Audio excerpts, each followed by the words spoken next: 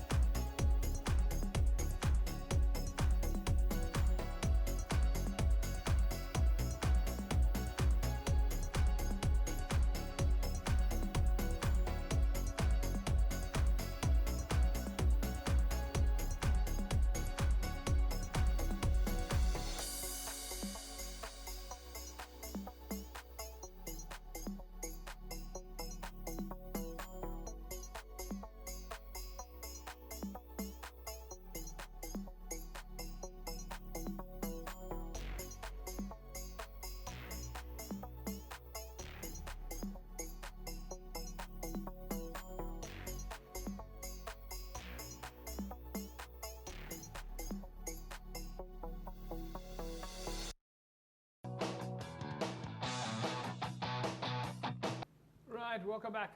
Right, folks. So, Jerome, yeah. So it ends up then, of course, being a win for Hamilton's home ground advantage. What were your thoughts there? Yeah, it seems like Helderberg winning the second half there. So they scored 2 good tries now in the second half. So, but it was a little bit too late for them. They tried, and at the end, I think they could have scored another try. But yeah, Hamilton's just got it right in the first half by scoring all their points. And yeah, so but I think pretty even because like Helderberg basically win the second half, Hamilton's win the first half, but the scoreboard say Hamilton's win. So I think good result there for Hamilton's. All right, so let's take a look then at the other results in Super League A, and we're going to start taking a look at some of the logs, and we'll start having a discussion about what the rest of the season is going to look like and some of the challenges. So let's, folks, let's just take a look there in Super League A. Of course, False Bay this past weekend, 57-5 over NTK. UWC went down to Kales River. Hamlets went down to Unimil, 19 points to 15. St. George's, well, they beat Tygerberg 13-3, and then it was a draw for Brackenfell 17-all against Durban. And Hamilton's with that 31-20 win over Helderberg. Jerome, so if we look from just from a Hamilton's perspective, it's now going to also, for a lot of these teams, it's going to now start depending on what the rest of their season looks like, if they are looking to aim for the top team. And looking at Hamilton's route over the next month or two, basically, they've still got to face UWC, they've got to play against Durban, they've got to play UCT, Hamlets, and Marty's. So they will know that it's still a long way. Just like a lot of the other teams, they will know that it's still a long way to go. Yeah, look, they still have 3 tough games. I mean, Marty's, UCT, and Durban. It's tough games for them, but it's important for them, and hopefully for them they continue what they're picking up with keeping the consistency within their squad. Yeah. But they have tough games, and if you look at where they are, they're 5th. So I think they would rather want to climb a bit more, but it's going to be a tough road for them. Well, I think let's quickly then take a look at the log in Super League A. So Unimil, after their win this past weekend, puts Unimil in first place on the log on 38 points. They now jump over Helderberg. They're in first. Helderberg sitting there in second place on the log, followed by UCT, Durban, Hamilton's, Brackenfell, False Bay, Villages, St. George's. So, Jerome, I think we said last week as well that Marty's could still upset the apple cart. They've only played 5 games this season, and that could still have a significant impact on when they start playing catch up. But interestingly enough, also Villages have only played 7 games. They are now basically 2 games in hand.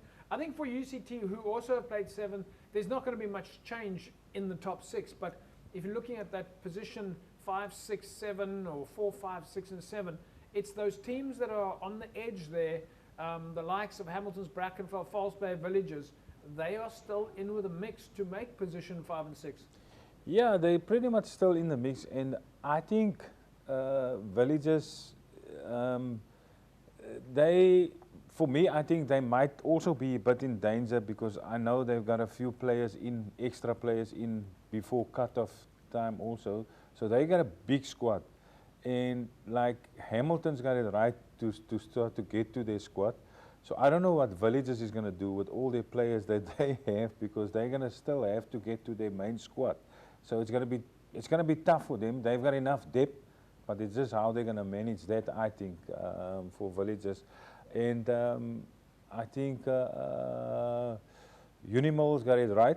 I think if you look at the result that they played against Hamlets this week, they just won by 5 points, I think. And Hamlets at one stage, I believe they were in front also. But I think what Ismail Dolly was doing, the coach, he was looking at games and trying to give players a rest. So I think he's smart in how he handles his players. Yeah. And they managed to get an away win, which was good for them. But Hamlets was, like I say, they got a fright there by that margin which they won. Well, I mean, that was an interesting result, and I think you're probably right. Ishmael Dolly, very clever coach. He knows how to manage his players, and I suppose we haven't seen the team sheet, but that's a normal, a good strategic plan for any coaches. Give your players a bit of a rest. They know they've got some tough games also still coming up, so yeah, that does put them still in top spot on the log then. Unimil sitting at number 1. Right, folks, we're going to take a break. When we come back from the break, we're going to carry on taking a look at club rugby action. We've, of course, got False Bay up against NTK, and we're also going to take a look at the match between Brackenfell and Durban. Back in a sec.